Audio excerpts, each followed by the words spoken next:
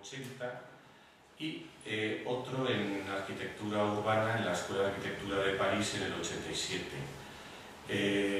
Un primer doctorado en Historia y Civilización de la Antigüedad en la Universidad de Tours en el 81 y posteriormente la habilitación para dirigir tesis doctorales en la Universidad de París en el año 2001. Su relación con España empieza en la Casa de Velázquez en Madrid desde el año 1978, primero en la sección de arquitectura, después volvió en el 83 para hacer otra estancia de 2 años como medievalista y finalmente a partir del año 1991 ya como investigador.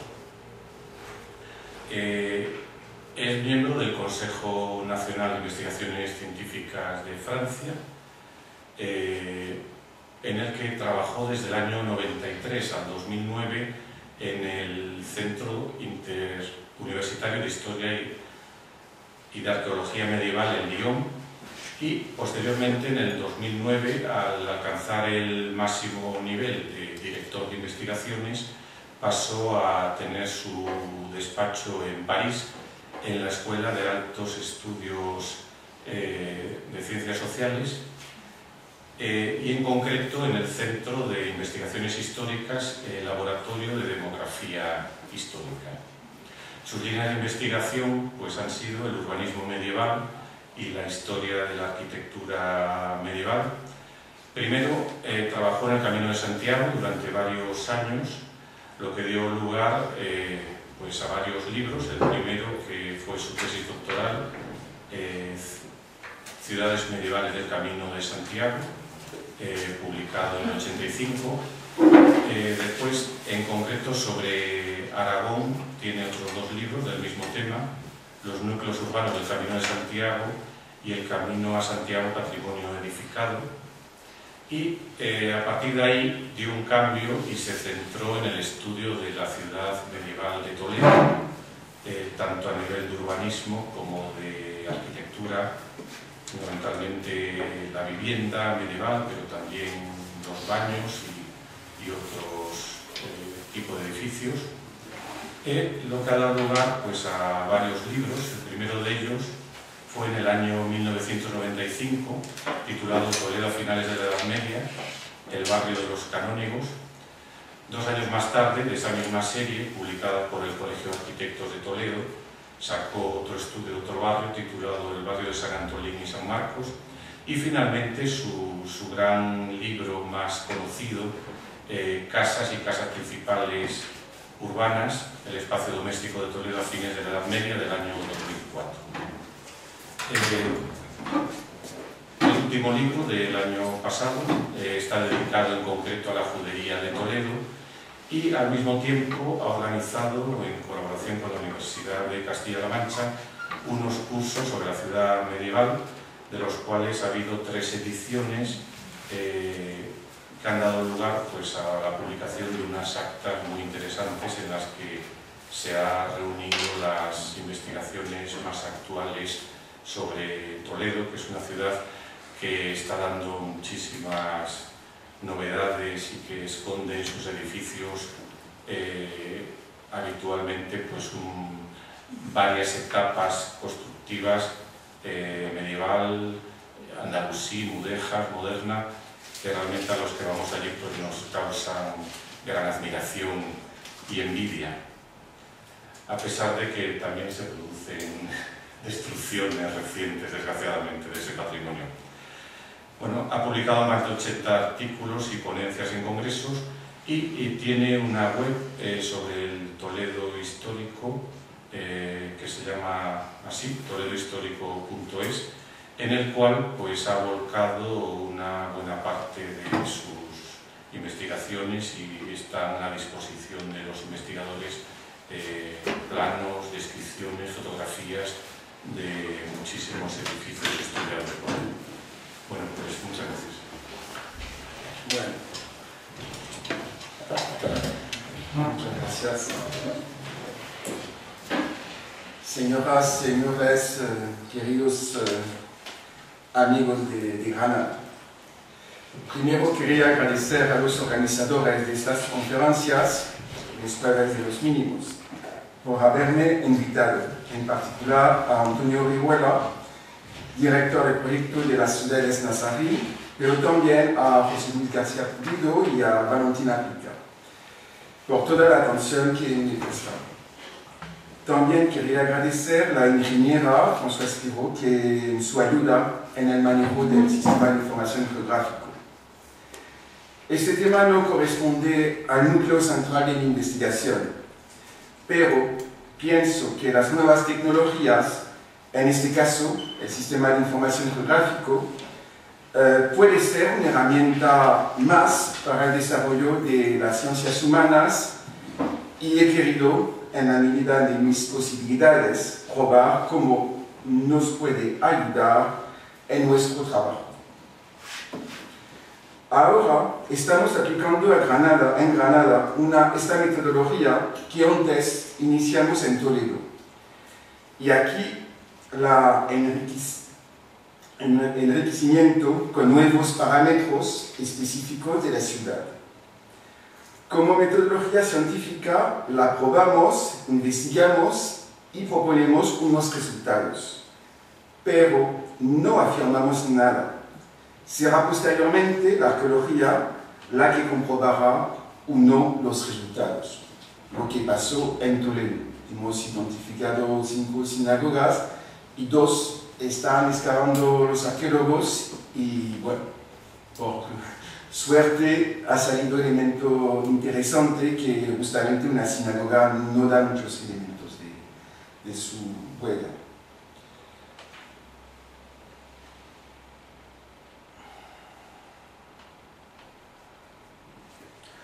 Antes de exponer el trabajo que hemos empezado en Granada y cuyo objetivo era una primera prospección del espacio de la ciudad para localizar las antiguas mezquitas desaparecidas, les vamos a presentar rápidamente la metodología desarrollada en Toledo, con los protocolos seguidos allí, pero asumiendo que las características de la ciudad de Granada nos llevarán a nuevos protocolos.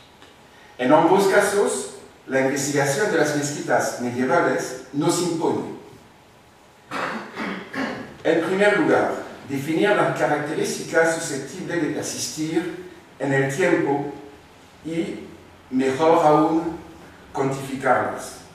En segundo lugar, distinguir las mezquitas construidas sobre un edificio anterior de las que se construyeron de nuevas plantas de acuerdo a los principios musulmanes, entre ellos la orientación sureste de la Qibla. En cuanto a las características que tienen que persistir en el tiempo, son la sala de oración como un tramo cuadrado, rectangular, de 7 a 12 metros en el caso de Toledo. En Granada todavía no lo hemos podido detallar. La orientación de la pared sur de la sala de oración hacia la Meca, que diferencia las mezquitas de las iglesias. El alminar del que se examinan dos aspectos, su construcción y su posición en relación con la sala de oración, sobre todo hacia el norte, y el alcance de la voz del almuedano, llamando a la oración. Sobre la base de estos 3 aspectos principales, trabajamos sobre la documentación. En el caso de Granada, de momento trabajamos la documentación publicada, las excavaciones arqueológicas y también las observaciones de superficie, que llamamos a veces arqueología de superficie. La orientación sureste también de la pared de los edificios seleccionados. Hemos llegado en total de 33 mezquitas medievales en Toledo, de las 13 que partíamos. En el caso de Granada, además de estos criterios, hemos añadido otros. Empezando por la documentación más importante que la toledana, ya que nos da a conocer el nombre de más de 24 mezquitas. En cuanto al modo de reutilización de los edificios en el siglo XVI en Granada, el lugar de una antigua mezquita se transforma a veces en una plaza, que aparece en los documentos. Hay también un criterio importante, el de la convivencia. En el caso de Toledo, la ciudad no cambió mucho de aspecto hacia principios del siglo XIII. Es decir, que tenemos casi 2 siglos en el cual los cristianos iban a la iglesia que mantenía el edificio de la mezquita, pero consagrada con el ritual cristiano. Este tiempo es muy importante en el caso que después vamos a ver la transformación de la mezquita, de la iglesia, que va a crecer, que va a tomar en cuenta elementos persistentes ya integrados en la cultura cristiana.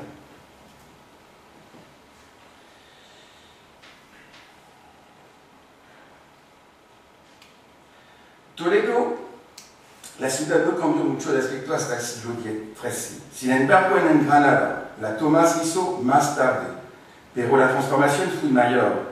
En muchos casos, conocemos este proceso común de transformación de las mezquitas gracias a varios grabados antiguos, como la de Petrus Christis, de hacia 1500, y la de Vico, del final del XVI.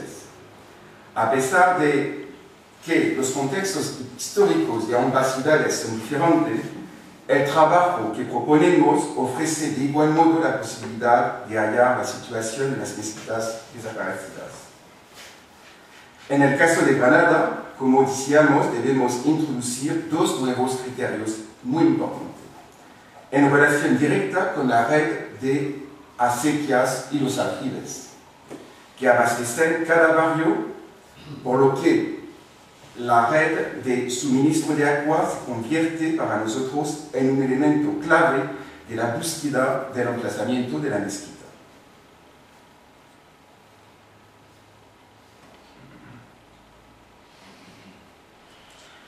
Entonces, primero veremos algunos elementos de las mezquitas de Toledo. Los estudios relativos a la mezquita toledana son pocos. En total, como dijimos, eran solo 13 mezquitas documentadas y localizadas en el parcelario actual. No cabe duda de que el número de mezquitas en 1085 era mayor del que hoy conocemos. Con el estudio de datos espaciales, tratamos de articular un método para localizar en el plano las mezquitas desaparecidas. Partimos de 3 preguntas. El número de mezquitas que había en Toledo entre los años 711 y 1085, su situación en la ciudad, su historia en el tiempo. En Granada hemos reflejado y localizado, según varias fuentes publicadas, en particular de Seco de Lucena, el trabajo de Carmen Trillo y otros, hasta 34 mezquitas. Una mezquita casi la última, en el cual podían practicar hasta la expulsión de los moros en Toledo, la de Tornería, hoy que es una sala de exposición de artesanía y de moda. Era un sitio de culto. Otra resto de mezquitas, la de Santa Justa y Rufina, en el cual todavía se mantienen las estructuras de una ampliación y restos de un arco muy interesante. Aquí vemos en la planta, he tratado de reflejar las diferentes fases de construcción.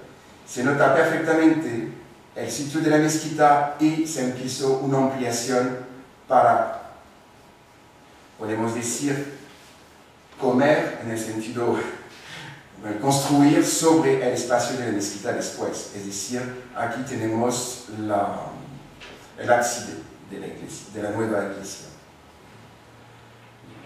En el caso de San Lorenzo, que era el sitio de los genoveses en Toledo, ha sido muy importante. Tenemos la mezquita, también la Qibla, que se mantiene, y la iglesia, que totalmente más amplia, coge todo el espacio. La de San Ginés, que ha tenido una historia muy más importante, porque ha sido un aljibe importante, las cuevas de Hércules, sobre la cual hay una mezquita, y sobre lo cual pasa a ser una iglesia parroquial muy pequeña.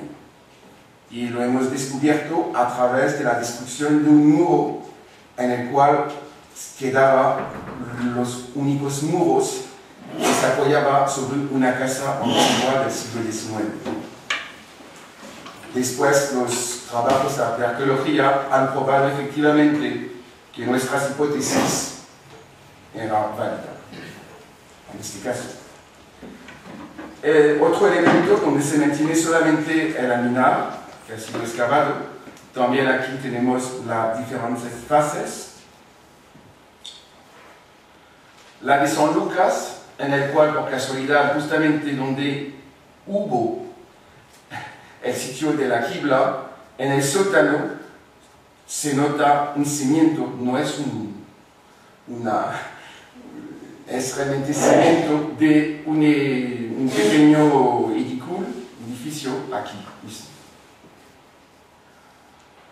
En el caso de San Cipriano tenemos un pequeño que desvió hacia el sureste, oeste. Y en resumen, solamente hemos cogido pocos ejemplos, pero bastante para enseñar que cómo nosotros hemos tratado de analizar, y siempre sale un pequeño edificio de casi 3 naves por 3 naves, que tiene entre 7 y 12 metros, pero no eran edificios muy importantes, menos la rama de Toledo, la mezquita. En el estudio hemos figurado las mezquitas excavadas, documentadas y hipotéticas, en función de la orientación del muro hacia la Meca. Bueno, la aportación del análisis espacial a la investigación de las mezquitas medievales. La búsqueda de los alminares se inscribe en una prospección territorial que toma en cuenta los elementos. Siguiente, el relieve de la ciudad. Muchas veces lo vemos cuando pateamos una ciudad, pero con esta herramienta y la base de datos cartográficos espaciales que tenemos, podemos reflejar perfectamente la elevación y la altura de cada edificio. La altura también de los alminares, más o menos hacia 18, y también podemos probar el algoritmo de cómo la voz, hasta dónde puede llegar la voz, llamando la voz humana. El método presenta 2 etapas. La primera, el territorio alrededor de estos puntos, en función de todos los puntos localizados. Y la segunda etapa, la aplicación de este algoritmo de la visibilidad, de la voz del aldeano.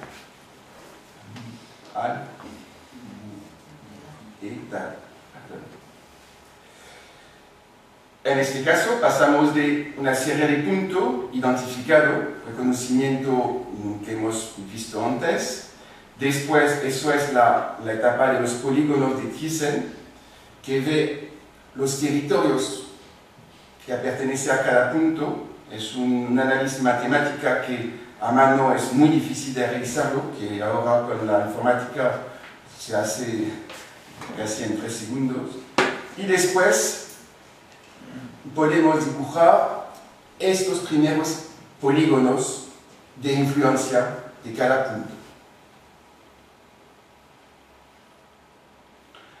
En el caso de Toledo, hemos reflejado la orientación de cada edificio elegido en función de su orientación, y tenemos efectivamente una una cantidad muy importante de edificios y ahora de iglesias iglesia de convento hacia una tendencia al sur-oeste. Segundo, también en Toledo tenemos los límites de cada parroquia y hemos querido ver si había una cierta superposición entre los polígonos que se creaban a partir de estos puntos y los límites de parroquias. Y bueno, hemos encontrado casi 20% de coincidencia entre los límites de las parroquias antiguas y estos polígonos creados de manera artificial a partir de estos puntos de mezquitas o edificios hipotéticos.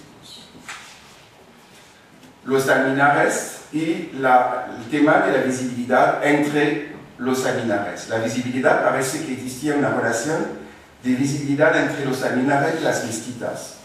Desde un alminar se podía ver el otro, estableciéndose una red entre todos los alminares. Hemos visto un pequeño artículo sobre este tema que utiliza también el SIN, utilizando la visibilidad entre los alminares.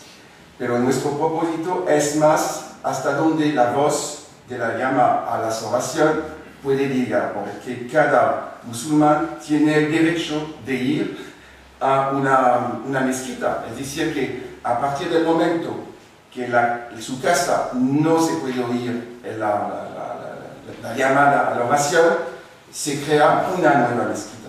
Eso es el sistema que funciona todavía en los países musulmanes.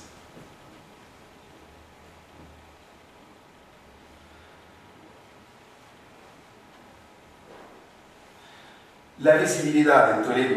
Entonces, toma en cuenta las alturas, los desniveles, porque en 3D podemos reflejar todos los problemas de, no sé, de una montaña que de un lado al otro ya no se puede oír estas llamas.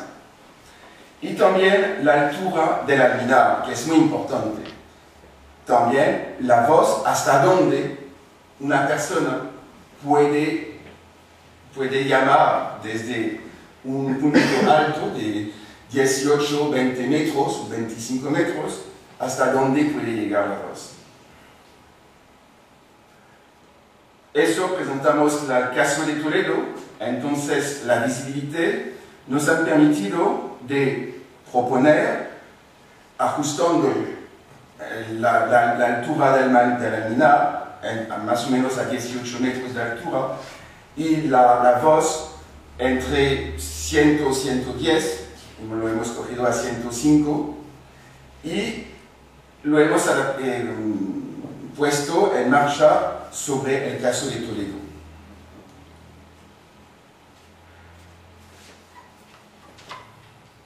Hemos superpuesto los dos elementos analizados, los polígonos entre estos puntos que hemos realizado y también la visibilidad que daba cada edificio elegidos. Vemos una parte central en verde, aquí por ejemplo, donde hay una densidad muy fuerte. Estamos en la zona comercial, el Zoco, en el cual casi lo que tenía su tienda, no sé qué, podía ir muy cerca, casi a 20 metros de su tienda, a una pequeña mezquita de barrio.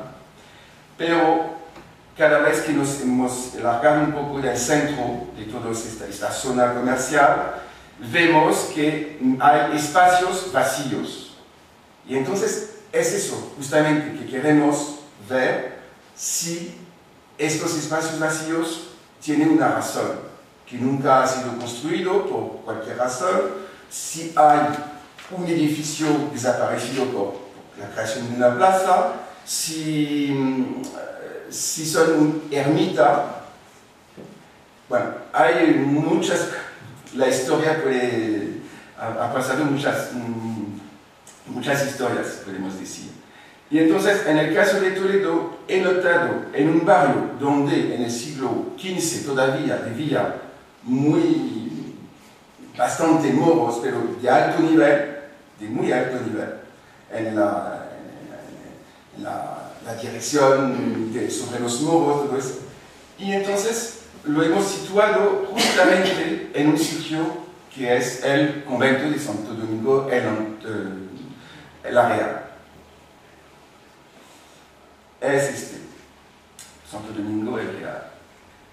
Este convento tiene una iglesia muy vieja y tiene una capilla, que es eso, en el cual se hicieron los nobles sus capillas funerarias.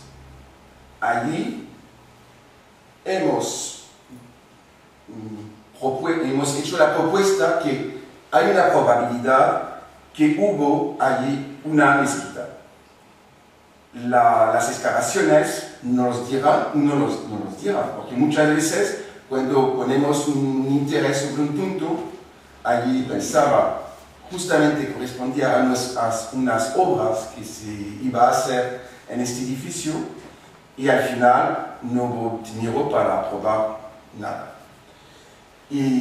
Pero la hipótesis y lo que hemos llegado a situar en esta zona nos lleva a pensar que allí ha podido existir perfectamente una sinagoga, que quizás los documentos con la habilidad de las monjas archiveras va en este sentido perfectamente.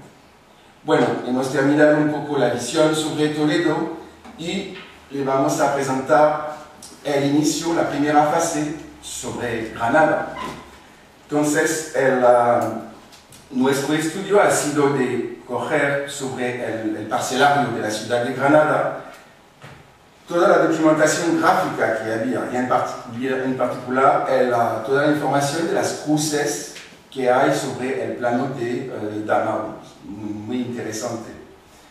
Y además de eso, hemos realizado con el apoyo de Antonio Orihuela la lectura de Seco de Lucina para ver donde él hablaba de mezquita y de barrio. Hemos colocado también el estudio de Carmen Trillo, también interesante. Y todo eso ha sido un poco difícil porque teníamos por una parte la ciudad con curvas de nivel, pero que no tenía ninguna referencia altitudinal, y por otra parte una planimetría interesante, pero con sus curvas altitudinales, pero que no reflejaba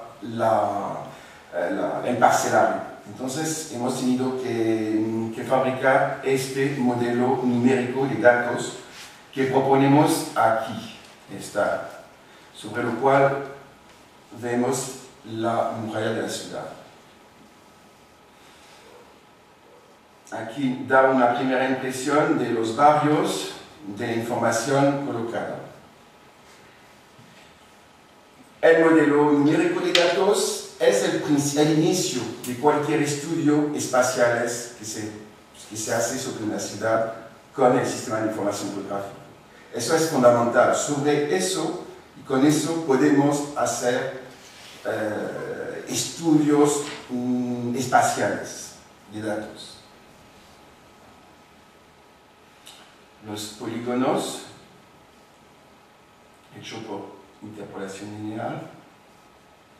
También hemos colocado sobre un plano, porque es totalmente virtual, en este caso hemos acentuado el relieve, para que se perciba perfectamente las partes el relieve de la ciudad. En este mismo refleja las acequias conocidas por los planos, el río y los arroyos. También en este caso nos interesaba ver con también una luminosidad que venía del norte este relieve de la ciudad. Sobre este relieve hemos colocado las murallas, las mezquitas, los baños y las acequias, arroyo y río.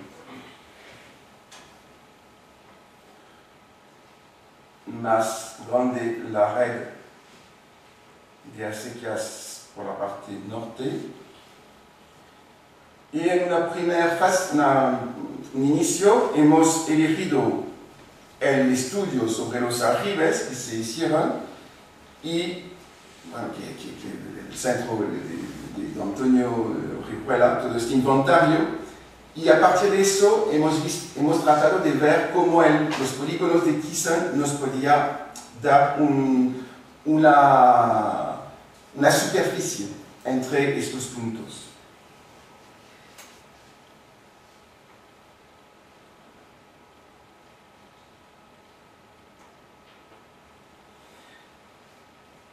En rojo aparecen los edificios del plano de Dalmau de 1776.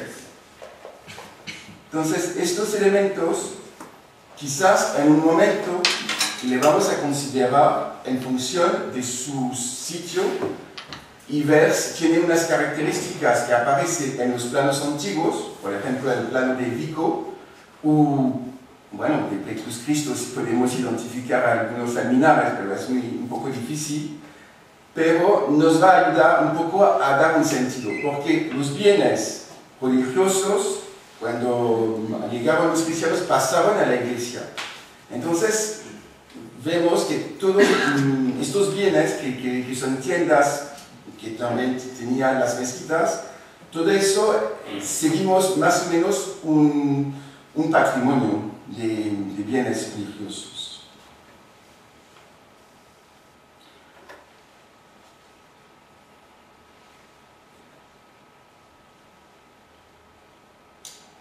Este trabajo,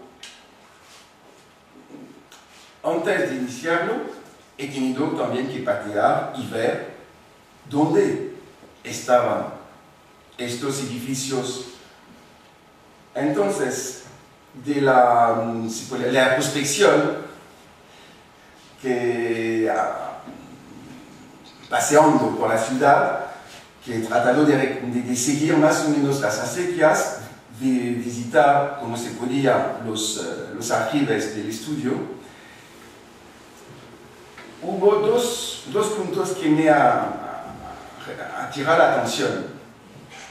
Uno es este conjunto de las Tomasas. He mirado la fuente, que es de un lado de la calle, y normalmente yo saco una foto de 360 alrededor, para tener un poco el espacio de este sitio.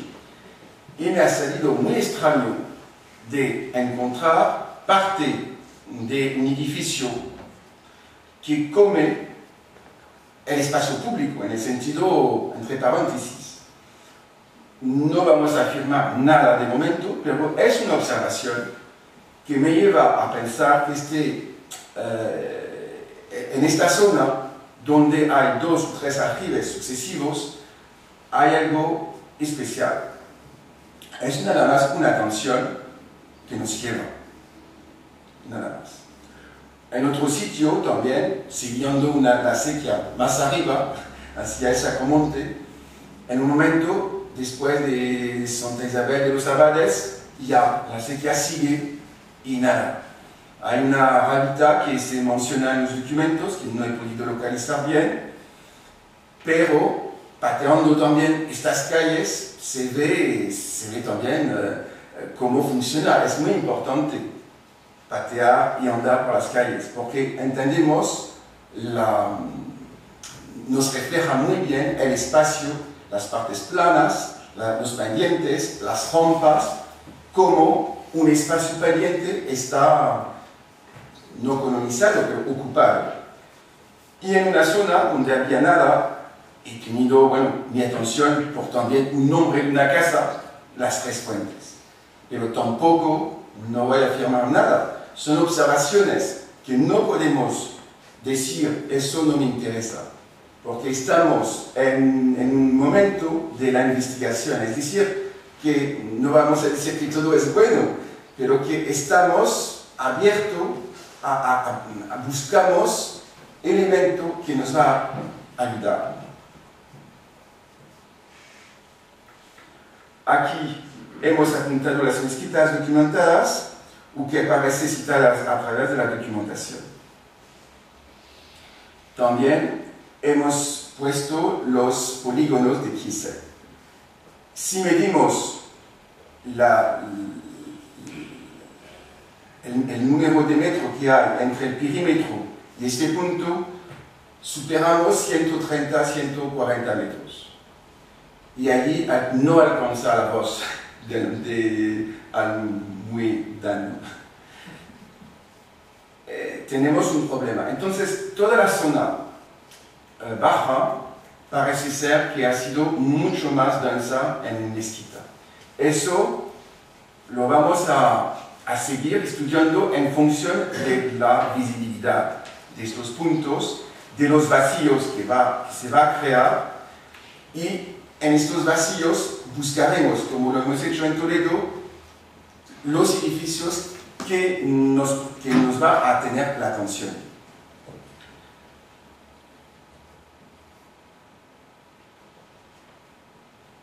Eso sin el relieve.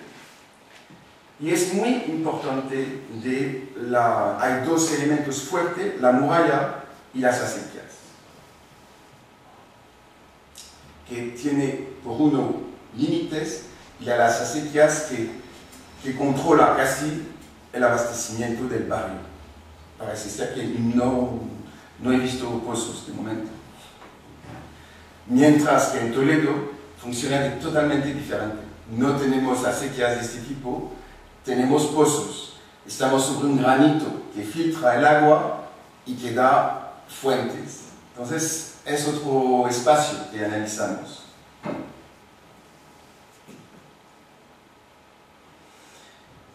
Reflexión. A pesar de encontrarnos en la primera fase de nuestro estudio, podemos decir: observamos un sector en la ciudad cruzado por unas acequias donde debería haber algunas mezquitas. Por ejemplo, toda la zona antes, abajo del Carmen de la Victoria, hay una zona que tiene atención. Allí mismo hubo una o dos mezquitas en esa acequia, antes de llegar a la de San Juan de los Reyes.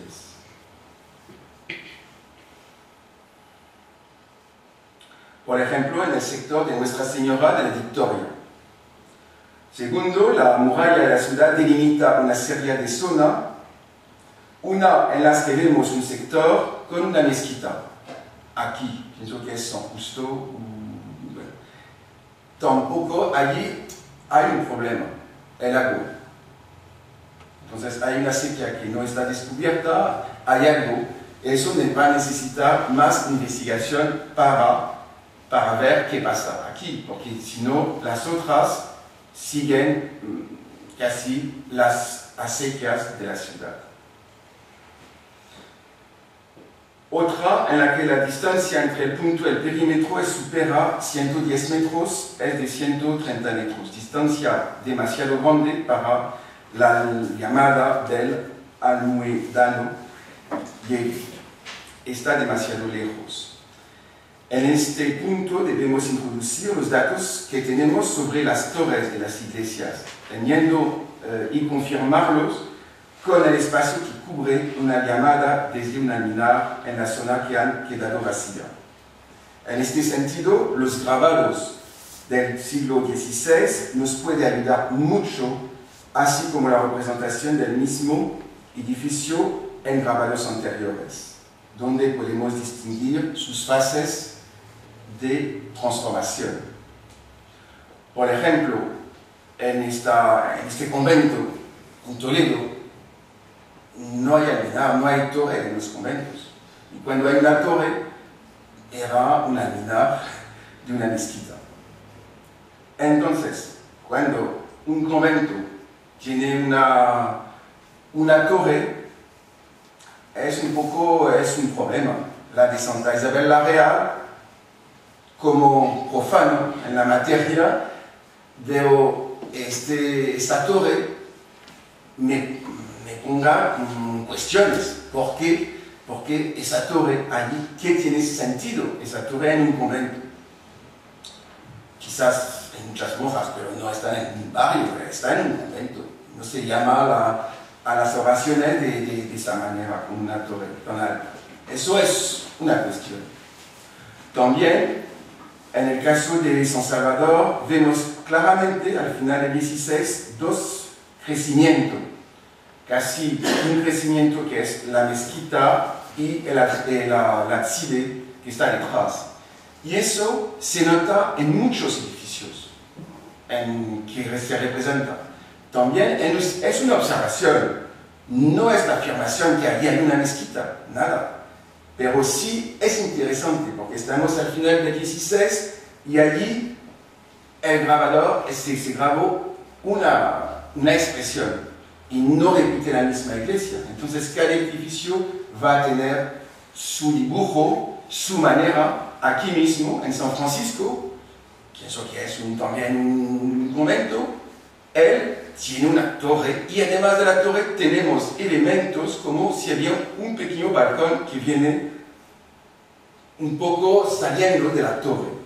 Y eso, bueno, suena bastante el grabado de Petrus Christi, en el cual efectivamente arriba de la mina hay un balconcito del cual se llama a la oración.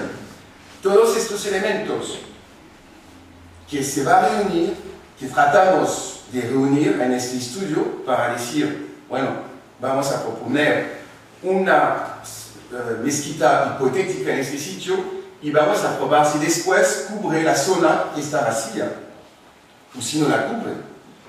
Todo eso será un poco la segunda fase del estudio. Y al final, aquí reflejamos las mezquitas, los edificios sobre lo cual vamos a buscar un poco unos polígonos y unos espacios de la voz, que cubre la voz a partir de un punto que corresponde a la llamada normal, es decir, en función también de lo conocido de las alturas de los alminares que tenemos. Pienso que hay 2 o 3 conocidos en Granada, sus alturas, y a partir de eso ver cómo podemos proponer y aguantar este aspecto que nos ofrece el sistema de información geográfico aplicado a las mezquitas, en este caso, de la ciudad de Granada en época medieval. Vale, muchas gracias.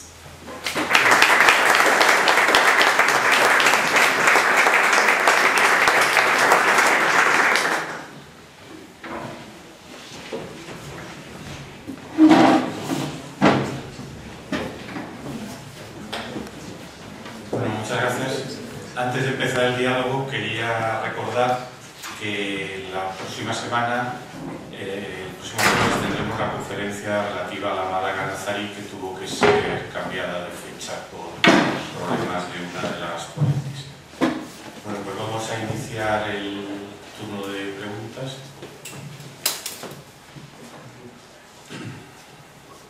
Sí, Pepe Torres.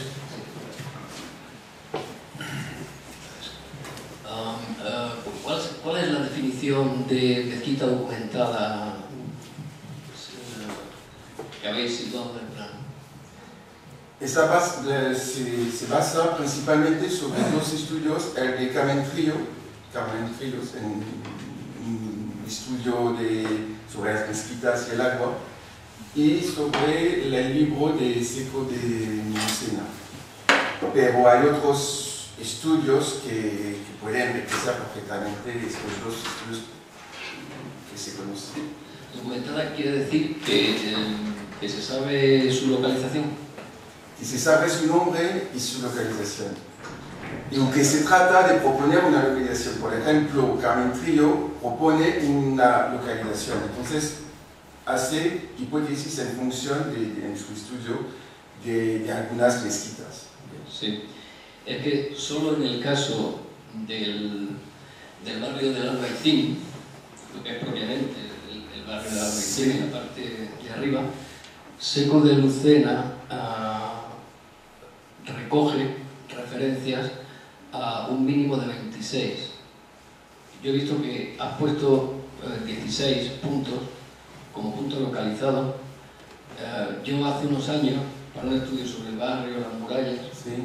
recogí específicamente para ese barrio la información de Seco de Lucena y salían, he vuelto a repasar los datos ahora estos días, sale efectivamente un mínimo de 26 mezquitas, en realidad, de las que 17 he visto cuál falta, que después te lo puedo decir. Sí, más arriba. Se puede localizar. Hay otra más que se podría localizar. Pero yo creo que esto además es un mínimo, teniendo en cuenta que el Albaicín tenía a su vez 11 arrabales, lo habéis mostrado en el momento dado, y en 3 de ellos, en 3 de los arrabales, Seco de Lucena no pudo recoger, no pudo encontrar referencia alguna a mezquitas. Es decir, aunque sea alguna rábida y tal, es decir, que la cifra de 26 es incluso una infrarrepresentación de la que debió haber en la realidad. Ahí, en ese barrio del Albaicín, sobre el que se han creado esos polígonos de Thyssen, faltan al menos 10 puntos que a su vez tendrían esas áreas de captación, esas áreas de... me parece interesante que la información. Son difíciles de localizar, aunque se pueden localizar tentativamente. Yo para varias de las que, bueno, siguiendo Seco de Lucena y pateándose el barrio, como has apuntado tú antes, para varias de ellas, al menos otras 5 o 6, se pueden sugerir localizaciones tentativas. Y para 3 se sabe que tenían alminar, incluso. Y en algún caso, Seco de Lucena, a partir de información castellana que identifica como Rábita un centro religioso, por el hecho de que tuviera alminar y por las medidas que son de 13,5 por 6 varas, etc., pues hipotetiza, yo creo que razonablemente, que se trata de una mezquita, etc. Yo me temo que la información de Seco de Lucena, que hace ya 38 años que se publicó, sigue siendo la caja negra, el secreto mejor guardado de Granada. Todos nos lo leemos para hacer, los arqueólogos, para documentar un barrio en concreto, citándolo, muchas veces sin saber ni lo que estamos leyendo, y para hacer contextos históricos. Pero yo creo que el primer paso para hacer un trabajo sobre las mezquitas de Granada supone leerse seriamente Seco de Lucena, reconocer que la mayor parte de las identificaciones no solo son suyas y muy agudas, sino también de Gómez Moreno, que trabajó muchísimo y documentó muchísimo, y también darse cuenta que Seco de Lucena bebe de unas fuentes que han crecido algo desde entonces. Es decir, no solo hay los libros de Javices y la documentación nazarí que él fue recogiendo y en algún caso incluso localizó y publicó, etc., sino que se han añadido fuentes nuevas. El trabajo por hacer, entonces, a mí me parece que pasaría por una consideración de todo el potencial informativo que hay en una fuente que lleva años durmiendo un sueño de los justos. Sí, estoy totalmente de acuerdo con tus observaciones. Hemos tratado de leer con el apoyo de Antonio este libro, y ha salido muchos barrios, pero también el límite del barrio no te le da perfectamente. Entonces estamos buscando un límite, y además de la área de la mezquita, lo que cubre, sería interesante tomar en cuenta la amplitud de un barrio.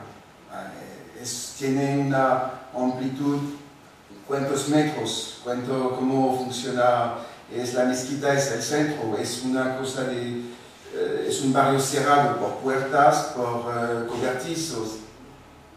Estos elementos todavía en este propio libro de Seco de Lucena dice allí hay el barrio, pero allí los límites. Entonces yo trato, en función del parcelario que tenemos, ver si podemos ver un límite, si ha quedado traza de un parcelario que nos da puertas, pero eso es un poco difícil. El problema es que a los propios problemas de los polígonos de Thyssen como algoritmo heurístico para generar conocimiento, se añaden los problemas de que la información que se utiliza para generarlos sea incompleta.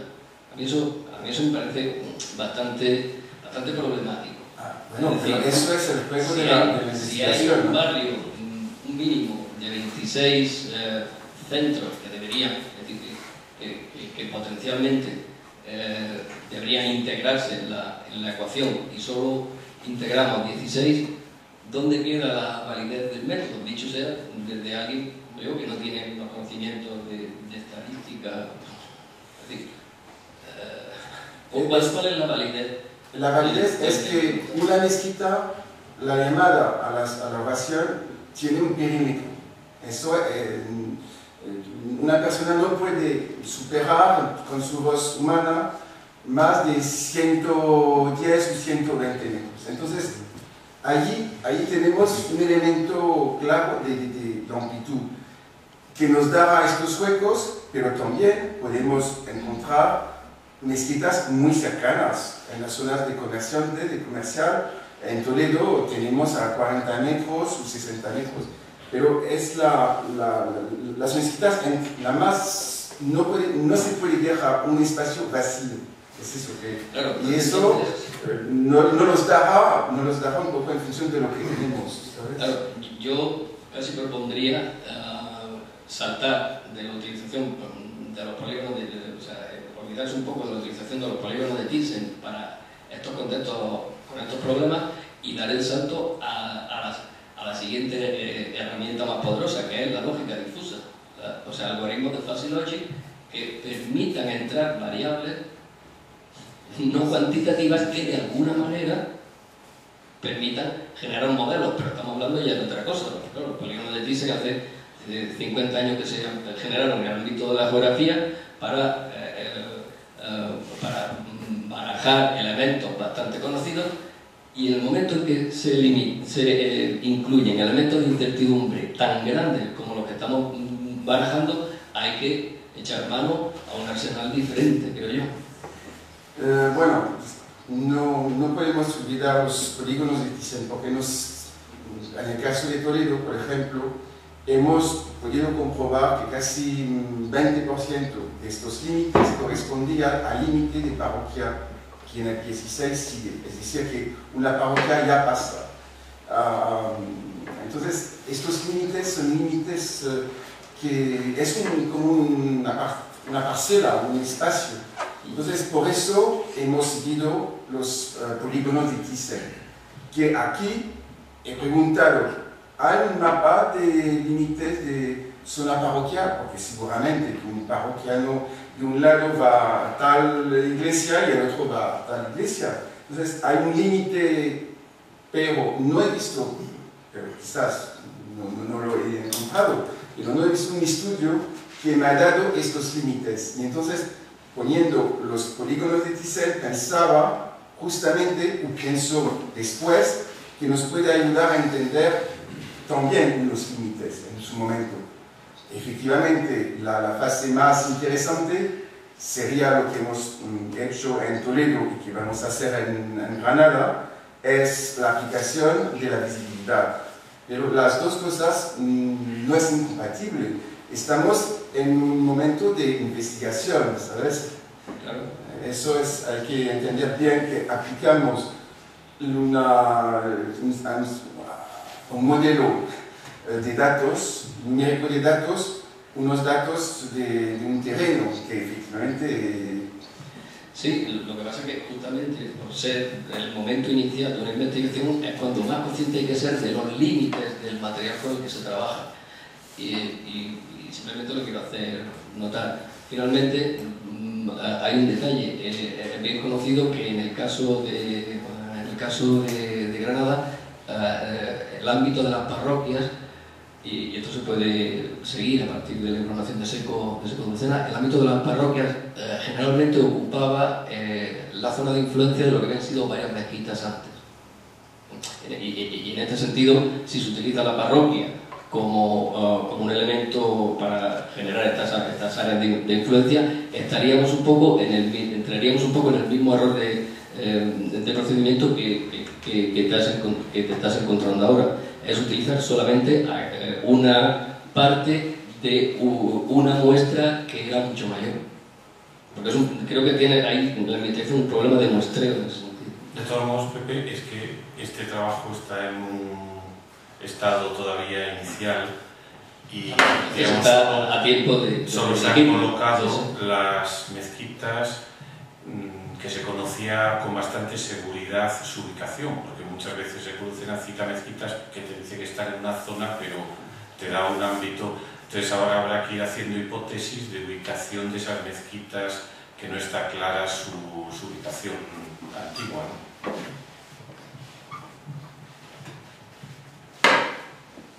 Sí, a ver, Julio Navarro. Yo en primer lugar agradecer a Jan este planteamiento. A mí me parece que por un lado hay que animar a que este tipo de investigaciones se hagan, pero yo creo que también estamos obligados ahora en el inicio bombardear suficientemente estas primeras estrategias, porque a mí me ha desconcertado, sinceramente. Es decir, no me ha convencido. Creo que hay un planteamiento con mucho trabajo y con muchas ambiciones, pero siempre que analizas alguno de los puntos de apoyo de esas estrategias, a mí poquísimas me convencían. Voy a ir comentando algunas. He observado ahí que haces una... es decir, que la presencia de una iglesia, por ejemplo de iglesias conventuales como las Tomasas, San Francisco, en principio es un elemento de sospecha para una posible mezquita.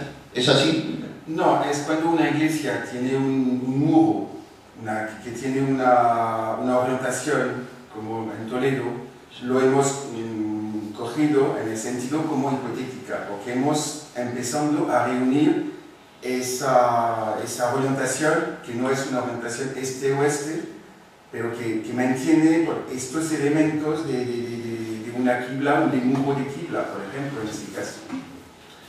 Por ejemplo, yo lo que sí me gustaría plantear es que el mundo de las iglesias en la ciudad cristiana, en primer lugar, la constitución de parroquias sobre la trama de mezquitas andalusíes, tiene poco que ver.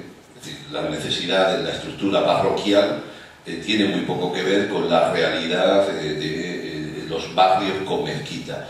No obstante, yo creo que sí se debe de tener en cuenta, partiendo de intentos de reconstrucción histórica de las primitivas territorios parroquiales. Claro, eso os obligaría a hacer un trabajo, porque los límites de las parroquias creo que están poco estudiados, y además las transformaciones que a lo largo de la historia, en la reducción, ampliación que se ha podido dar. Segundo, las iglesias conventuales, la mayoría de ellas no responden a nada. Es decir, las fundaciones conventuales que se hacen en las ciudades de tradición andalusí tienen muchísimo menos valor que las parroquias, porque claro, nada más conquistar la ciudad, no cabe duda que muchas o algunas de las mezquitas se convierten por pura inercia de espacio de culto que pasa a la propiedad de la iglesia. Sin duda, la mayoría de las parroquias ocupan,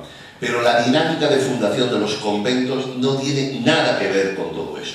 Es decir, el convento se funda en unas coordenadas radicalmente diferentes de lo que son las parroquias. Por lo tanto, siempre una parroquia tiene más valor que un convento. Segundo, el que un convento tenga torre o no tenga torre está en función, la mayoría de las veces, de los fundadores, de las posibilidades económicas que se hagan en esa fundación. pero que un convento tenga torre es absolutamente normal. No tiene nada de extraordinario que un convento, una iglesia conventual tenga. Si ha habido un buen mecenas, ha tenido torre. Y si además, es decir, hay factores también que las órdenes religiosas como más con un perfil que acentúa más en la pobreza, es posible que busquen, pero siempre la iglesia es un punto de excepción. Es decir, la pobreza se aplica para el espacio conventual, pero la iglesia, tanto en cuanto que es para gloria de Dios, puede tener toda la ostentación. Al final, la iglesia conventual tendrá o no tendrá torre en función del mecenas que está costeando la fundación. Por lo tanto, este tema de las torres a mí es que no me dice nada, no creo que tenga ningún valor, a mí en principio, lo de las torres. Por ejemplo, el tema del agua y las acequias y las mezquitas. La mezquita tiene más, la ubicación de la mezquita está más en función de las calles frecuentadas que donde pase la acequia. ¿Qué es lo que pasa? Normalmente el trazado de una acequia ha generado una calle, y normalmente una calle importante. Pero urbanísticamente es más importante la ubicación de la mezquita en la calle transitada que no en la calle donde haya acequia, porque la derivación, por gravedad, como quieras, para llevar agua, es relativamente sencilla. Y no sé si no he podido tomar nota, pero insistirte que a mí me da la impresión que si ahora en el inicio de la investigación esto no se somete a una crítica muy fuerte de cuáles son los elementos donde apoyarse, a mí me parece que al final os podéis encontrar con el problema de decir hemos hecho un gran esfuerzo y los resultados han sido escasos. Pero es una mera impresión. Pero por eso este momento yo creo que sería el ideal, lo digo ahora mismo, pero de someter a una crítica fuerte cada uno de los elementos que valore. Por ejemplo, he visto que has hecho como mucho hincapié en las tomasas, por ejemplo. Yo creo que las tomasas se fundan a principios del siglo XVII y lo que normalmente esas fundaciones se hacen en relación a unas parcelas que un fundador tiene, pero no porque haya habido o deje de haber iglesia, de ninguna manera es ese, y mucho más porque hay un problema. El monasterio tiene unas necesidades de espacio que no lo tiene la parroquia. Es decir, la parroquia siempre se emplaza en un tejido urbano muy bien constituido y muy hecho, porque la necesidad de espacio para construir, primero utilizas la iglesia, como tú bien has dicho, pero sin embargo el monasterio tiene unas incidencias urbanísticas enormes, que lo de menos es que exista o no exista una mezquita previa, que lo más habitual es que inmediatamente después de la conquista esa mezquita se ha destinado a cualquier uso y ha desaparecido. Otra de las cosas que te quería comentar, la altura de los alminares a mí me parece excesivo, Yo creo que hay que irse al norte de África y ver los alminares normales que tienes en barrio. Ninguno tiene 17 ni 18. Yo he estado ahora en Tlemcen y los alminares más habituales, ¿qué es lo que pasa? Que el alminar pequeñito de mezquita de barrio ha desaparecido en la mayoría de los casos y solamente se ha reutilizado para campanario a aquellos alminares excepcionales. Por lo tanto, os estáis encontrando con unas muestras que no sirven de ejemplo para lo que debió de existir. La realidad mayoritaria del alminar de barrio, desde luego para mí, no partiría de esa hipótesis. Y además creo que no debería ser una hipótesis. Escogeros una ciudad, ahora mismo pongo este ejemplo, pero he estado viéndolo, Tlemcen, y ningún alminar de barrio tiene 17, ni muchísimo menos. Entonces todos estos elementos son los que primeramente, si le dais valor, por ejemplo, a que vamos a ver el alminar qué altura tiene, yo creo que se está partiendo de un punto de partida falso.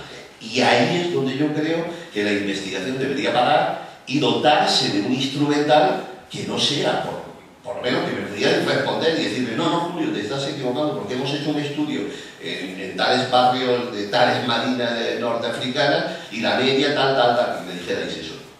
Yo no he hecho ese trabajo y por tanto, pero la impresión que tengo es que a mí me ha desconcertado esos. Bueno, es que es muy interesante porque justamente allí estamos de acuerdo o no de acuerdo sobre la base del trabajo. Lo que nosotros pretendemos es localizar las mezquitas documentadas, mejor si son textos, mejor si tienen nombre, mejor si hay excavaciones.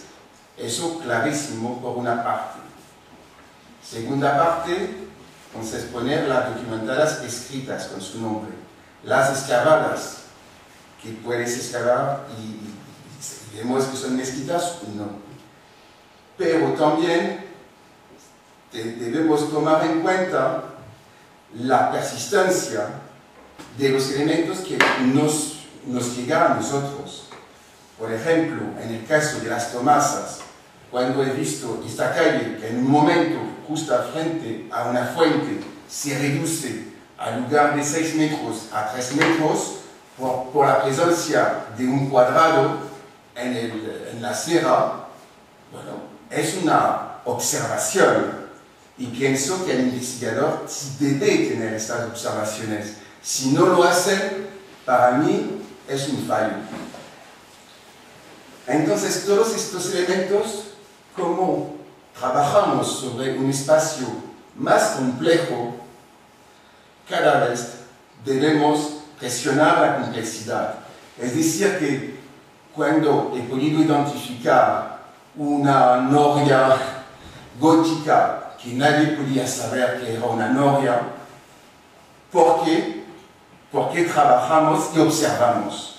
Eso es la base misma del investigador. Decir que allí no, imposible.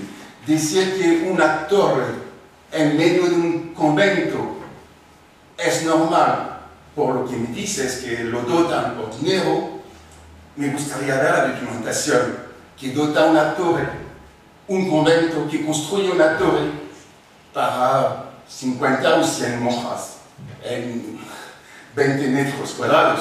Bueno, esa es una cosa. Yo no he hecho esa observación, es un profesor que me ha dicho, ¿no piensas que no te parece raro que hay unas torres en los conventos de Toledo? Solamente hay una. Y aparentemente podría perfectamente ser una torre del convento. Pasó como 10 o 15 arqueólogos. Nadie ha dicho nada. Pasó un investigador como yo y ha encontrado un baño mudéjar. Ahora no puedo decir que no es un conjunto mudéjar, porque sí es. Entonces, son observaciones pequeñas, cosas que se cruzan. Es el arte de la complejidad y es la investigación de mañana. Por eso buscamos a través de estas herramientas elementos que nos pueden ayudar. No buscamos la verdad. Ayudar a entender, ayudar a comprender. Entonces es un apoyo, realmente un apoyo. Y cuando vemos unos dibujitos en el cual vemos un ábside grande, un pequeño cuerpo y una torre que sale del conjunto, no podemos olvidar los análisis que hemos hecho sobre 15 o 20 edificios de Toledo en el cual funcionaba lo mismo. Lo siento, pero así funcionan las observaciones. Si habéis visto los planitos que hemos realizado sobre Toledo, exactamente el análisis planimétrica que hacemos la vemos en dibujo. Es decir, que allí tampoco no voy a decir que es una mezquita, nada. Pero por lo menos lo voy a observar, lo voy a poner en mi cabeza en un sitio. Y cuando voy a encontrar otra y otra, voy a decir, allí tenemos más elementos para decir que pasa algo. Es decir, que es justamente la prospección, es estos elementos más difíciles a entender que la piedra, esa interpretación, por ejemplo, las Tomasas, una casa nueva. ¿Qué va a decir de una casa nueva allí? Yo he visto este retronqueado cuadrado que toma la acera frente a una fuente, y fuente para mí, yo digo, no diré que las mezquitas están sobre las vías pasantes, lo siento, pero no tengo la misma observación. Pienso que la mezquita tenía el derecho, tenía el poder, que el barrio tenía la obligación de mantener el aljibe y la muralla. Y todo eso se hacía bajo el poder de la mezquita. Y el agua al lado de la mezquita me parece fundamental.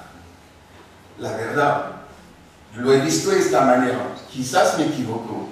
Y estamos justamente en la investigación para equivocarnos y retomar las cosas.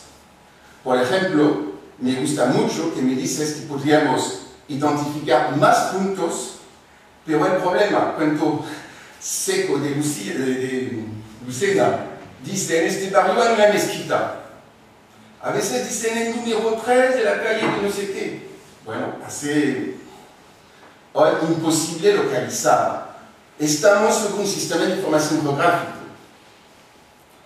Y entonces nosotros vamos a decir, no sabemos dónde Seco de Lucena localiza la mezquita. Está allí, en una zona más o menos fuerte. La vamos a colocar. Y después, cuando iremos más adelante en la fase de estas llamadas, de este algoritmo telefónico que tenemos, veremos si podemos, si esa información de un libro que no se puede localizar precisamente, nos puede ayudar y ver una zona vacía allí. Allí iremos confrontando esa información de este muy valioso investigador con esa información que hay de este vacío, de este barrio. También tengo que decir que en el grabado, en el dibujo de Petrus Christi, hay zonas intramuros sin nada. Eso es una cuestión. ¿Por qué? ¿Por qué? ¿Por qué tenemos tanto gente agrupada? ¿Por qué no hay esta difusión pequeña? Eso, lo siento, pero me hace recordar que un día en Marrakech quería ver los pueblos alrededor del barrio y me ha dicho, no, allí cuando una persona no puede oír el muezzin, se crea una mezquita nueva. Estamos en el mismo sistema. Cada uno de los musulmanes tenía no el derecho, pero el deber de poder oír esa llamada. Es un elemento importante, como el agua, es muy importante. En Toledo no, pero aquí realmente hemos visto, pero al principio no tenía nada de idea, pero realmente veo que el apoyo de una posible mezquita, mezquitas perfectamente documentadas con su nombre en este libro, viene muy de cerca de estas acequias. Entonces, que hay más mezquitas en los barrios comerciantes, clarísimo, sobre los ejes de circulación también, pero también debajo hay agua. Yo pondré esta hipótesis de interés. No lo voy a afirmar si se demuestra el contrario. Claro, estoy aquí para entender, comprender. Nada, la documentación, el trabajo, el rigor será el fruto. Espero. Entonces, bueno, la siguiente pregunta, José Ramón Ayaso. El micrófono, por favor.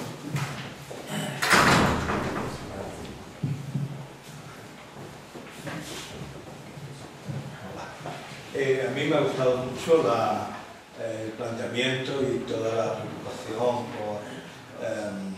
por descubrir cómo se organiza el sistema de mezquita. Yo lo que me pregunto es si tienen, vamos, leyendo Seco de Lucena, yo creo que Seco de Lucena no establece una tipología de estos establecimientos, yo ahora de memoria no lo sé, pero hay oratorios, hay escuelas y yo no sé si ese tipo de oratorios, escuelas, pequeños establecimientos que no tienen ya la categoría de mezquitas de barrio, se solapan en ese sistema y se complementan.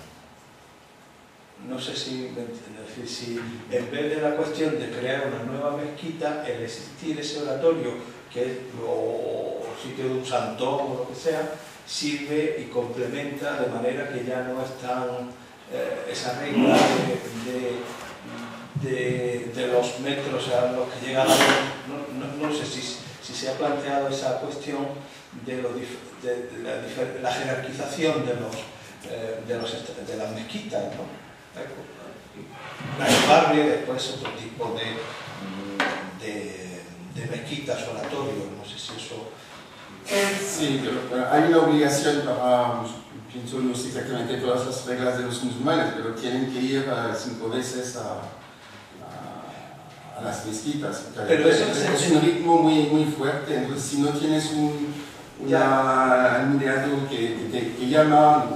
No, pero yo me pregunto si esos oratorios pueden ser también utilizados y entonces complementan. Es decir, que ya hay otra red complementaria de establecimientos que facilita al musulmán. Yo estoy pensando, por ejemplo, en la sinagoga. Tú encuentras y necesitas un minyan y tú te metes en la primera sinagoga que no te importa lo que sea, ¿no? Vendría a ser algo así, no lo sé. Es decir, que si se solapan. Y después la cuestión de la ocupación me ha interesado también. Los de los vacíos. Porque, bueno, no solamente igual hay que buscar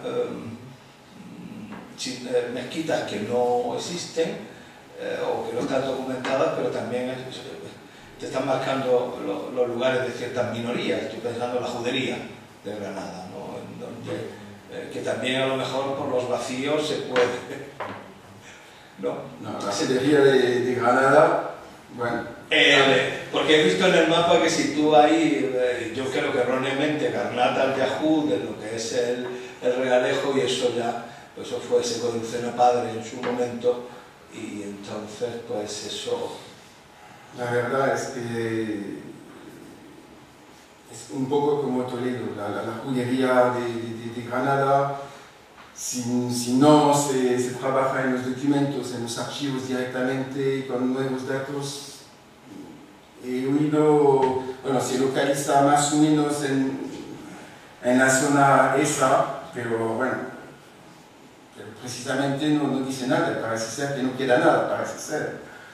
Pero para mí cuando me dice que no queda nada, siempre no puedo aceptar que no queda nada, porque siempre en todos los pueblos que he trabajado, de todas las fundaciones medievales, quedaba una casa antigua que nunca ha cambiado. Eso es muy característica, que lo ves de frente, detrás, si te vas... Entonces, siempre hay algo que se mantiene,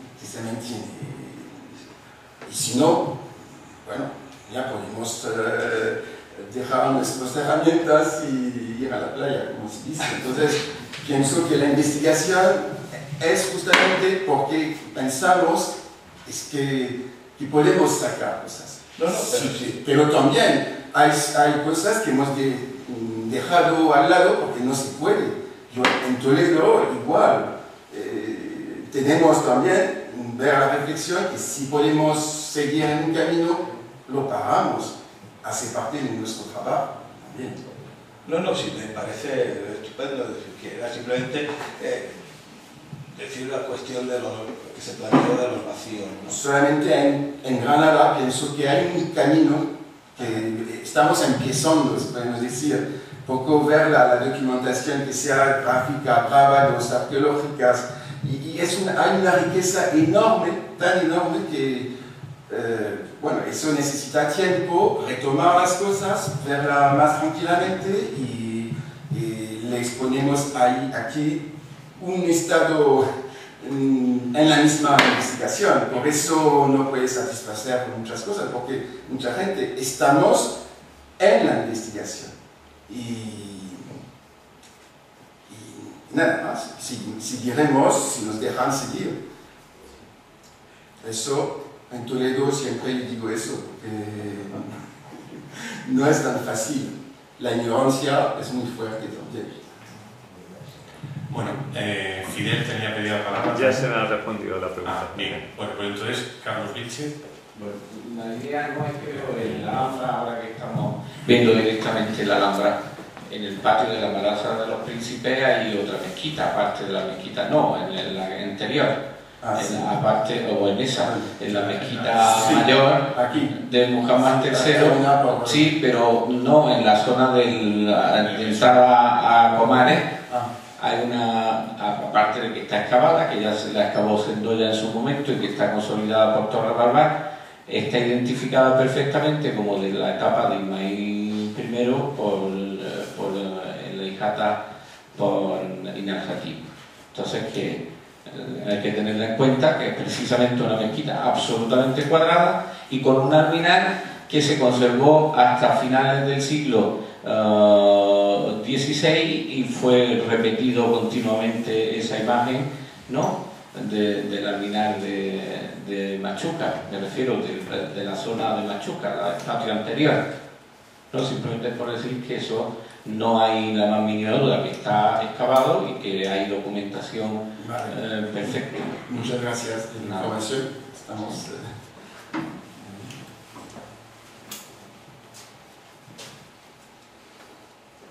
Justamente pienso que una investigación de este nivel no se puede hacer una persona. Por ejemplo, bueno, Antonio me ha ayudado con todo su ánimo, pero seguramente hay excavaciones, hay observaciones muy interesantes que enriquecen, porque la problemática que tenemos en Toledo y en Granada es muy diferente. Es eso que aparece claramente. Eso no para decir que no es válido lo que estamos haciendo, pero enriquece justamente nuestro diálogo entre lo que el mundo musulmán toma en cuenta del relieve, del terreno, de estos elementos. Exactamente como en la judería hay el investigador que dice hay reglas. Está escrito, todo está escrito en el Talmud, ya está. Pero en la realidad, en la judería de Toledo funciona totalmente diferente, porque hay un terreno y es otro mundo. Y a veces nos hemos encontrado casi cara a cara, porque uno quedaba sobre los principios y el otro dice, bueno, eso no es un baño ritual, no es... Y es muy interesante, porque vemos toda la riqueza, la adaptación de las reglas y también la multiplicidad, la complejidad. Es eso, es la palabra que quería introducir en este caso, por ejemplo, la complejidad, porque tenemos varios siglos, más en Toledo que en Granada, que en Granada es 1500 pero en Toledo es 1085, entonces es diferente. Pero también es muy interesante.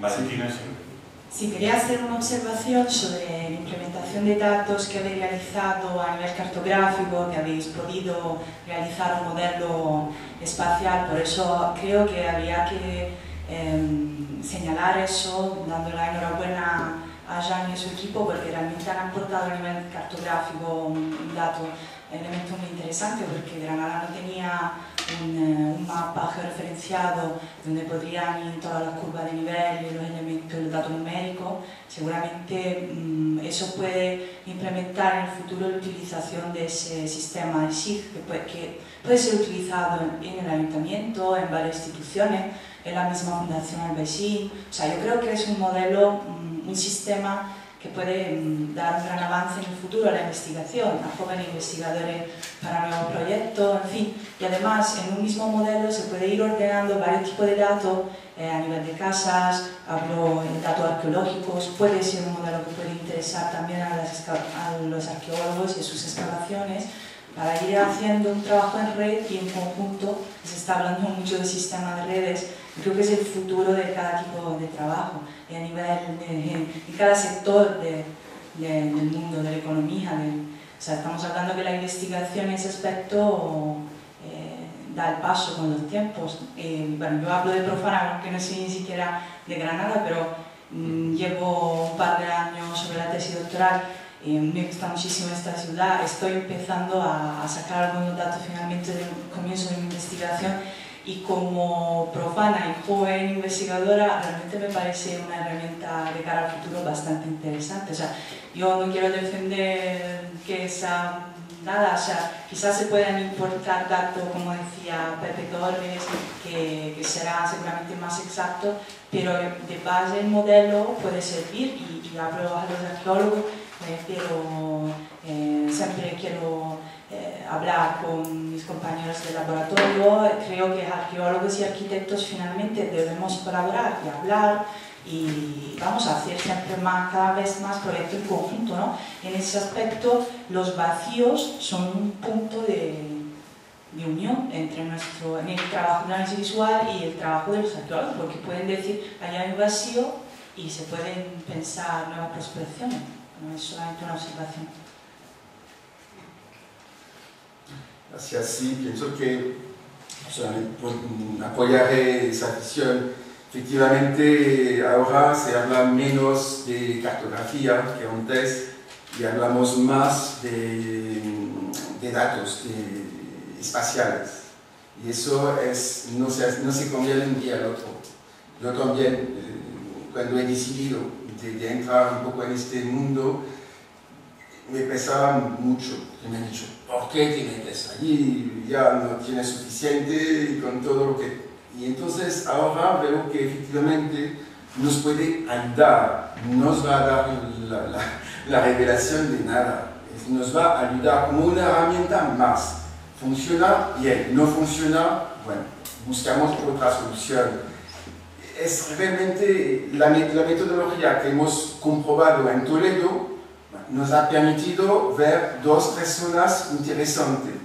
Hemos hecho una propuesta de un convento, y efectivamente con la confrontación me parecía bastante interesante. Ahora estamos a la espera de una excavación en este convento para que nos dice que sí, que no, que bueno. Pero por lo menos tenemos allí una respuesta, una propuesta, una hipótesis. Lo siento, pero las hipótesis hacen parte de la investigación también. Y nosotros, si no hubiera hecho hipótesis sobre mis casas, realmente no podía saber nada. Es que hay que tener en cuenta muchas cosas. Cuando he descubierto un baño islámico, la verdad, al principio pensaba que era la capilla de un canónigo, la verdad. Porque estábamos dentro de una casa, no sabía y quería aprender lo que era. Y poco a poco, ya la reflexión, la confrontación y la documentación nos han dicho claramente que podía ser un baño.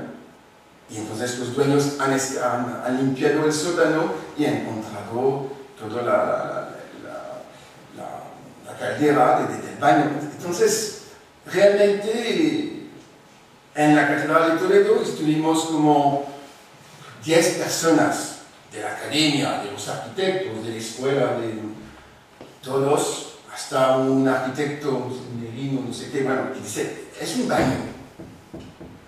Nosotros, lejos de este grupo, estuvimos allí reflexionando. En la documentación nos salía documentación sobre una novela, pero no hemos tampoco nosotros hecho nos acercamos de este elemento tan nuevo que nos parecía que podía ser esa chimenea tan profunda, con unos elementos ¿Para qué? Todas son cuestiones. Y después de un mes hemos quizás solamente relacionado la documentación manejada de un lado y este hecho, esa construcción totalmente extraña. Y una vez dicho, era no evidente, pero muy interesante. Entonces, eso para mí es la investigación. Debemos abrir los ojos sobre cosas que nos da la buena, lo malo. Debemos entender, es ¿cómo se dice? Entender las cosas, en el sentido propio de la palabra. Es eso que realmente la joya de todo, no sé, de 30 años de investigación es una vez entender una cosa evidente, que lo encontramos y poco a poco da su realidad. Una casa medieval que se describe en el siglo XV, que vamos a ver hoy, ¿cómo podemos decir que es la casa? Cualquier persona dice que está loco sobre eso. No, pero cuando sabemos que debe quedar algo de estas mezquitas, vamos a seguir trabajando. Con rigor, claro, me parece lo mínimo. Y si podemos localizar las cosas, mejor. Es eso el problema, porque muchas veces en el seco de Lucena dice, allí hay una mezquita. ¿Pero dónde? Muy bien, ¿alguna otra intervención? Sí, José Ramón. Siempre pregunto lo mismo. Ya que ha trabajado sobre la judería de Toledo, quería preguntarle si con las sinagogas que ha identificado puede establecer también algún patrón o distribución. Sí. A las puertas de la judería hay una sinagoga en Toledo. Y antes no podíamos conocer. Pero el estudio de la judería mayor nos han conseguido un límite que no es cierto al 100%, pero un límite que estamos de acuerdo con los arqueólogos que también encuentran este muro que no sabíamos qué era, pero parece de ladrillo, bueno, un límite. Y segundo, las mezquitas, las sinagogas a las puertas, pequeñas. Eso es muy interesante. Y entonces justamente todo esto se cruza. Y entonces es como elemento que se mantiene hasta que no sabemos, está allí, pero no lo vamos a quitar. Está pendiente. Yo tengo pendiente un montón sobre las 1500 casas de Toledo descritas en el siglo XV. Bueno, imagínate, yo pienso que todavía quedan algunas muy interesantes. Y estoy detrás. Como si no he podido dar la respuesta, no he podido dar nada. Y no lo escribiré hasta encontrar realmente la superposición de las dos cosas. No afirmaré antes de tener muchos elementos. Y igual aquí es más una herramienta que tratamos de aplicar. Hay dos elementos, los polígonos de Thyssen y la palabra, la llamada. Si funciona bien, si no funciona, nada, es una herramienta. Sí, Julio. Obviamente, ya tú y yo estamos completamente de acuerdo que es la investigación, que es decir, no discutimos de que la investigación lleva consigo observar, estar abierto a todo tipo de información. Ese no es el tema. Yo soy consciente que el trabajo es un trabajo muy inicial, pero yo creo que en un seminario como este, aunque no tengamos conclusiones, sí ponemos sobre la mesa el instrumental. Y en eso es donde podemos discutir si el instrumento es el más idóneo o no el más idóneo. Entonces, yo lo que he pretendido con algunos de los comentarios que he hecho es decir que había algún tipo de instrumento, por poner de nuevo un ejemplo donde no nos ha cerrado, por ejemplo, el tema de que los conventos tienen torre o no tienen torre no es un tema de hipótesis ni de documentos escritos. Hay miles por el territorio nacional que tienen torres. Es decir, no es una hipótesis, oye, que no. Es decir, aquí en Granada, o en el mismo Toledo, el convento de los jesuitas tienen torres, aquí en Granada las capuchinas, se derriba la gran torre del convento de capuchinas, las agustinas de Corpus Christi, de lo que hoy día es la Magdalena, tenían torres. Es decir, si discutimos, si utilizamos un instrumento como hipótesis, lo que tenemos que admitir es que no se puede afirmar, porque es un hecho probado, que los conventos habitualmente no tengan torres. No es verdad, por poner un ejemplo.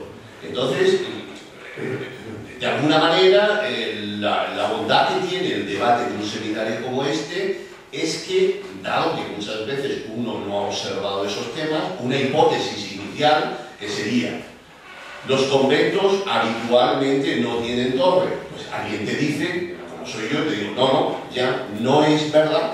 Los conventos siempre que tienen medios, por una sencilla razón, porque la torre de la iglesia conventual no está para las monjas o para los frailes. Es decir, la iglesia cuando tiene un culto, pero además la torre tiene una función de ostentación arquitectónica que sigo insistiendo que se utiliza en función de los medios. Es decir, yo vengo de Murcia y te podría dar el número, no de una torre. Es decir, el convento de Santo Domingo sobre la gran plaza tiene una fachada absolutamente teatral y además con dos torres absolutamente magníficas. En función no de la necesidad, porque una torre cubre las necesidades de tener una campana, pero es que la monumentalidad de una fachada requiere dos, y cuando hay medios lo hacen. Entonces yo lo único que pretendía, y además es el espíritu de este seminario, es que es interesantísimo traer este tipo de trabajos iniciales, pero nosotros lo que queremos es que podamos incluso debatir sobre el instrumental. Y en este caso, por poner ese solo ejemplo, decir, oye, atención, que no es un tema. Es decir, no se puede afirmar de ninguna manera que la torre es... Por eso, yo no voy a negar que claro que puede haber una mezquita en un convento, pero eso es absolutamente aleatorio. Absolutamente aleatorio. No es un elemento inicial. Estamos de acuerdo que no vamos a discutir sobre el tema de la torre, nada más era Ricardo Izquierdo que me ha dicho, bueno, en Toledo, él hizo una conferencia sobre este tema y me ha dicho, no hay torres en los conventos de Toledo, solamente en uno. Entonces, eso ha sido también un intercambio favorable, porque después me pregunto, efectivamente, ¿necesita una torre o no? Y en Toledo, aparte de un convento que es una mina antigua de una mezquita, no queda y nada más. Pero aquí puede ser otra cosa. No quiero entrar en toda estos elementos de documentación, porque efectivamente es muy complejo. Aquí solamente lo que quería enseñar a vosotros, un método que hemos tratado de aplicar más o menos bien en Toledo y ver si aquí, en la fase de los polígonos, como en la fase de este perímetro, pero también las alturas, me interesa muchísimo, que me dices que es mucho más bajo, pero nosotros cuando calculamos, podemos variar las alturas de los alminares y estudiar el perímetro. Se hace en 30 segundos, ¿sabes? Entonces, es muy interesante porque voy a acercarme y a medir las alturas de los 3 alminares que queda de Granada, porque efectivamente tenemos estos elementos que nos pueden ayudar. Va a ser falso lo que te he querido decir ya. El medir esos 3 alminares va a ser falso. Va a ser falso, porque el alminar típico, que sería el que podrías estudiar en el norte de África, es decir, el muestreo lo tienes que hacer en una marina normal y corriente, porque esos son los alminares habituales. Y por eso me estaba diciendo, yo vengo ahora mismo y me estuve fijando en la altura de los alminares. El alminar que se reutiliza es el alminar que por su monumentalidad sirve para la torre cristiana, pero el alminarillo de nada, que es el más habitual, ese nos ha salvado, lo que quiero decirte. Por lo tanto, yo el mejor servicio que puedo hacer a tu investigación es decirte, no te plantees que el muestreo sean los alminares que han llegado, no. Vete al norte de África, analiza en una madina normal y corriente y de ahí sí puedes sacar. Porque eso sí es una realidad, aunque sea del siglo XIX o del XVIII, alminares que podríamos, por ejemplo, allí recuerdo que además muchos de ellos eran muy identificables como meriníes, lo cual es un dato bueno para decir, bueno, no es que el XIX no, medievales, meriníes, y te aseguro que ninguno tiene esa altura. Solamente para confirmarte que en India no hay alminares. La palabra se hace a partir del nivel, de un nivel a las esquinas del territorio del corral, donde hay un muro, y a partir de este muro, pero no hay alminar. El alminar aparece en el siglo IX, bueno, la publicación. Es muy interesante ver todas esas posibilidades. Podemos nosotros tomarlo en cuenta sin ninguna dificultad en el tratamiento de los datos. Yo, gracias a tus observaciones, el tríptico y el cartel se han mejorado el doble. Gracias a tus observaciones, ya lo que tú has dicho esta mañana ha permitido una mejoría de nuestra primera propuesta estética. Gracias. A ti. Bueno, pues muchas gracias por la conferencia y por las intervenciones que siempre aportan puntos de vista muy críticos y que son muy interesantes para mejorar el trabajo, que estoy seguro que dentro de 2 años, cuando se termine, va a dar unos resultados pues tan buenos como los que ha dado Antonio. Gracias.